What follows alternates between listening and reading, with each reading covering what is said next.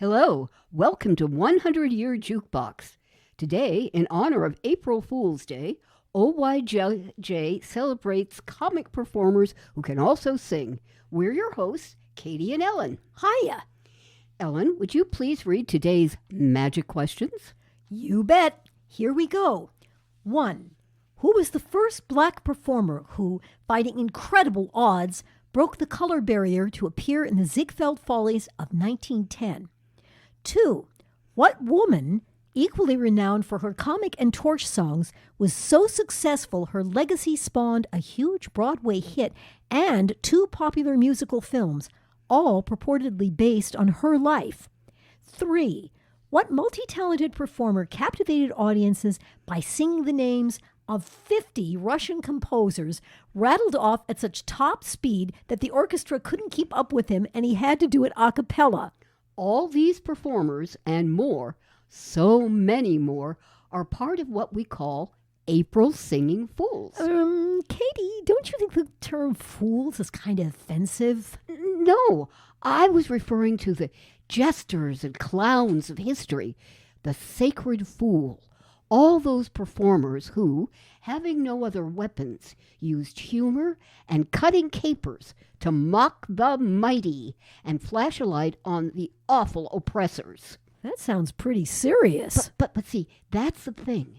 They did it so cleverly that everybody laughed and had a great time, and the target had to suck it up or look like a bad sport.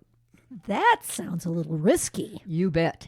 But great comedy is always kind of risky, in my opinion. And when you wrap up social observation with great songs and splendid performances, well, there you have a huge chunk of American popular music and a fun way to learn about history you can dance to.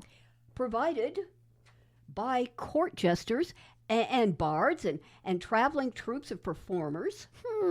Yes, but it goes back thousands of years. The Purim clown, the Badchen, or wedding singer, and all those guys and gals on the Borscht Belt. Hey, can we do shows on them? You bet. And we've already scheduled shows on vaudeville and the Chitlin circuit. Cool. So you can see how hard it was to boil it down to just a few 20th century performers and some great songs. Tell me about it. I put the lunchbox together. What do we have today? You forgot to answer the magic questions, Katie. Oh, sorry. Okay. The first performer to break the color line in the Ziegfeld Follies 1910 edition was the great Bert Williams. Ziegfeld fought all kinds of criticism and insisted on the iconic performer of the song Nobody. And guess what? Bert Williams was the hit of the show. I have a pretty good idea who is number 2. Fanny Brice. And number 3 must be the super talented Danny Kaye. No one else has ever been able to name all those Russian guys at light speed. And I'll bet he's featured in this OYJ's Lunchbox. Yup. Along with so many other singing comics. Eddie Cantor, Joan Davis, Burns and Allen, Danny Thomas. Ellen, have you noticed that these entertainers, almost all of them, have something in common?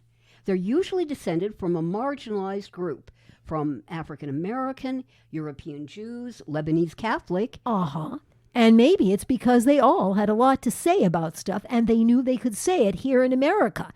Even when times were hard, these performers could still be heard and, oops, we forgot to mention Jack Sue. You know, Nick Yamana on Barney Miller. In his nightclub days, he was billed as the Chinese Bing Crosby. Wait a minute. Jack Sue was Japanese American, not Chinese. If you were born Goro Suzuki and coming out of an internment camp and trying to build a career in 1946, well... Jack Sue it is.